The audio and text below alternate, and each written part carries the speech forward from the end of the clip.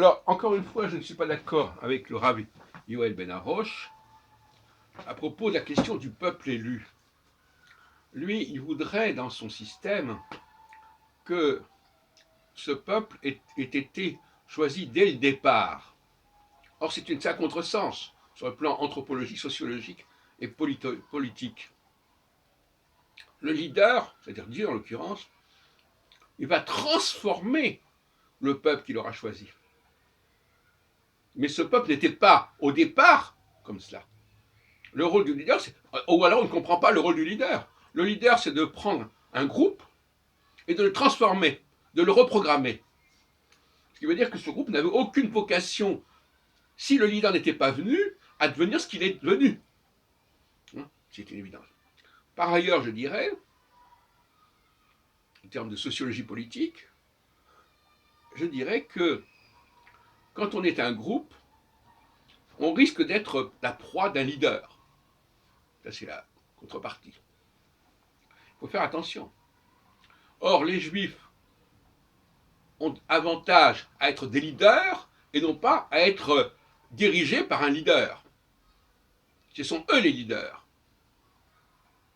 Même si effectivement, ils sont aussi dominés par leur leader qui est Dieu, qui est leur Dieu Yahoud.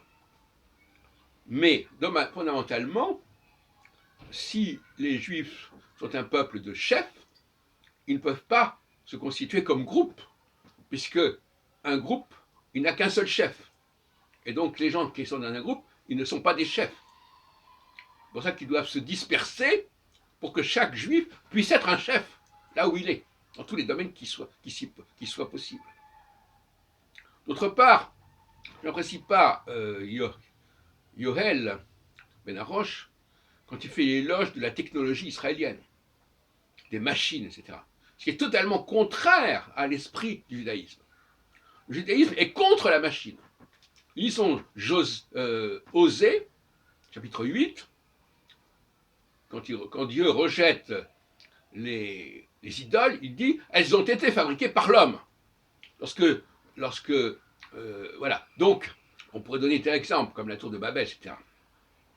Donc, c'est inacceptable de croire que le Dieu d'Israël, j'allais faire un lapsus, le Dieu des Juifs, le Dieu du peuple hébreu, puisse encourager la technologie. C'est une aberration.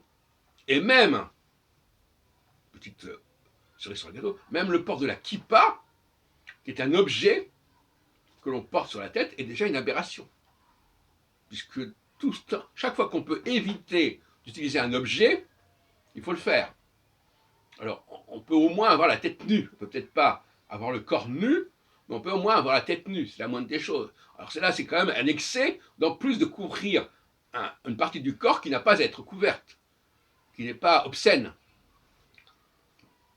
Alors, ne parlons pas des voitures, des armes hyper perfectionnées dont M.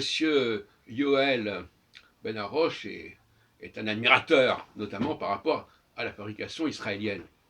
D'ailleurs, le mot fabriquer est un mot qui est honni dans Osée, il est honni par Dieu. Fabriqué de main d'homme.